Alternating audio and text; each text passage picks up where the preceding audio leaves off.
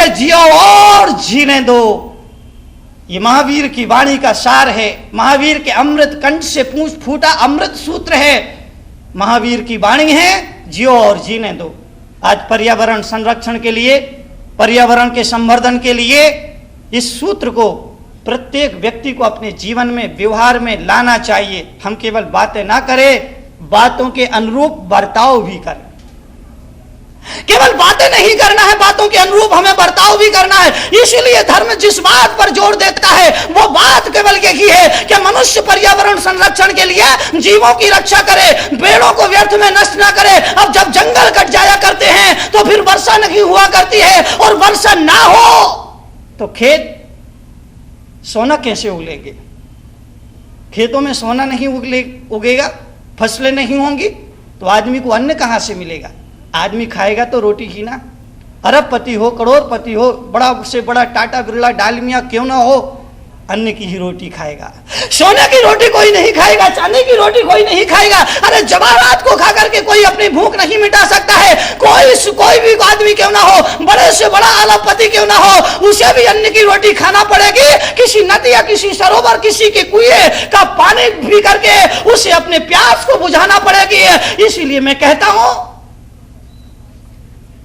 जंगलों का रख रखाव होना चाहिए। वृक्षों का जो कटान हो रहा है उस पर रोक लगना चाहिए। पशुओं को कत्ल खानों के माध्यम से, स्लॉटर हाउस में, बूचड़ खानों में जो अंधाधुंध काटा जा रहा है उस पर रोक लगनी चाहिए, क्योंकि पृथ्वी भी, पशु भी हमारे जीवन का एक हिस्सा है। पूरा ब्रह्मांड एक संयुक्त परिवार हुआ करता है, पूरा ब्रह्मांड एक संयुक्त परिवार के रूप में माना जाता है। तुम्हारे घर के दरवाजे पर जो एक छोटा सा पत्थर पड़ा है, अगर उस पत्थर को भी आदमी क्षति पहुंचाता है तो उसके टूटने से तुम्हारे जीवन पर प्रभाव पड़ता है। तुम्हारे घर के दरवाजे पर जो वृक्ष खड़ा है, अच्छा उस वृक्ष को कोई तोड़ फोड़ करता है तो केवल उस वृक्ष को तोड़ फोड़ नहीं होता है, उससे तुम्हारा जीवन भी प्रभावित होता है। और तुम्हारे घर में जो पशु है, गाय है, बैल है, बकरी है, अगर उससे कोई नष्ट करता है तो याद रखना तुम्हारे जीवन को भी उससे क्षति पहुंचती है, तुम्हारे जीवन पर भी उसका प्रभाव और असर पड़ता है। इसीलिए पशुओं का संरक्षण होना चाहिए। इसीलिए पशुओं के संरक्षण पर समाज को, देश को, सरकार को विशेष रूप से ध्यान देना चाहिए कि पशुओं को काट करके, अंधाधुंध उनको नष्ट करके हम देश को समृद्ध नहीं बना सकते हैं, हम देश में अमन चैन नहीं ला सकते हैं। जंगलों का रखरखाव हो, पशुओं का संरक्षण हो, आदमी शाकाहारी बनकर के जिए, यही पर्यावरण के संरक्षण के लिए, राष्ट्र की समृद्धि के लिए, देश की समृद्धि के लिए और समाज में सद्भाव, सौहार्द और भाईचारे के वातावरण के लिए आवश्यक पहलू है, आवश्यक तत्व है। धर्म की सिद्धांत जीवन और जगत के लिए मंगलकर हुआ करते हैं। आदमी जैसा करेगा वैसा भरेगा। भारत जैसा मुल्क तो हमेशा इस बात को दोहराता रहा है।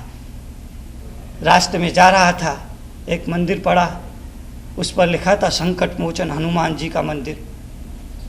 मैंने कहा वाह, पाप करे आदमी और संकट मोचे हनुमान जी।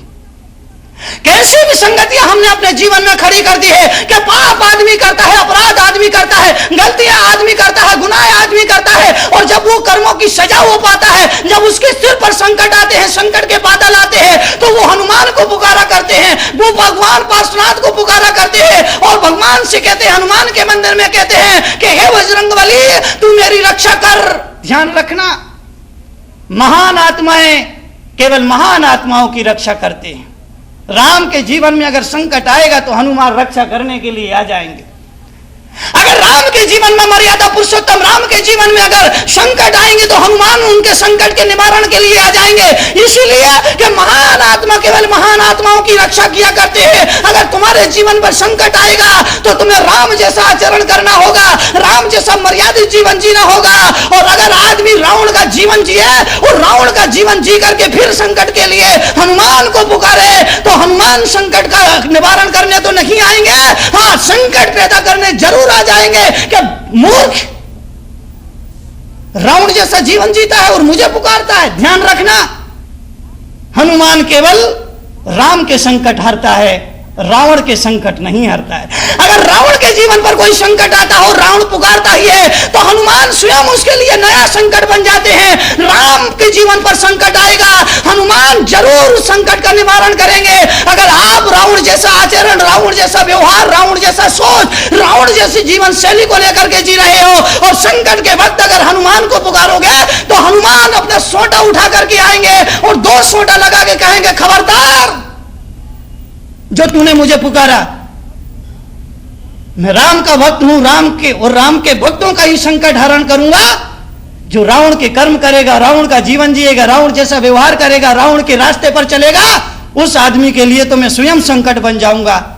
मैं आपसे निवेदन करूंगा, कर्म सिद्धांत कहता है, जैन सिद्धांत कहता है कि आदमी जैसा कर्म करता है उसका फल उसे स्वयं ही भोगना पड़ता है। राजा सैनिक की कहानी आप जानते हैं, महारानी चेल्ला की कहानी जानते हैं, दोनों ही पति पत्नी थे, भगवान महावीर के समोसरण के प्रिय पात्र थे।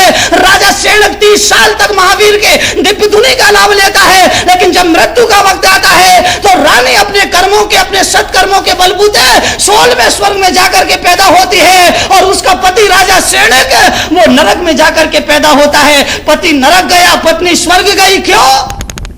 क्योंकि पत्नी के अपने कर्म थे और पति के अपने कर्म थे। इस जीवन का नाता है, इस जीवन का संबंध है। पत्नी धर्म करेगी, पत्नी पुण्य करेगी, उसका फल केवल पत्नी भोगेगी, और पति करेगा तो उसका फल केवल पति भोगेगा।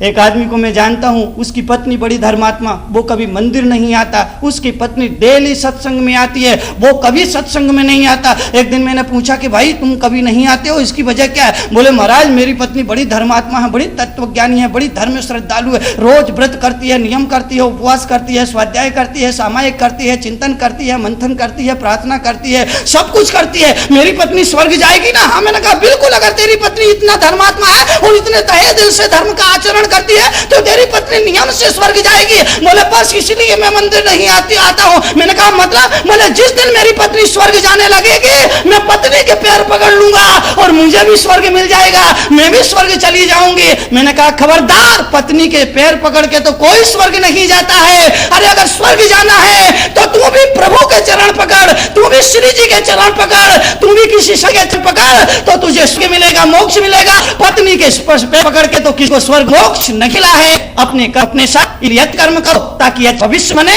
अच्छी जीवन में उपलब्धि हो। आप सबके कल्याण के लिए मंगलमय आशीर्वाद।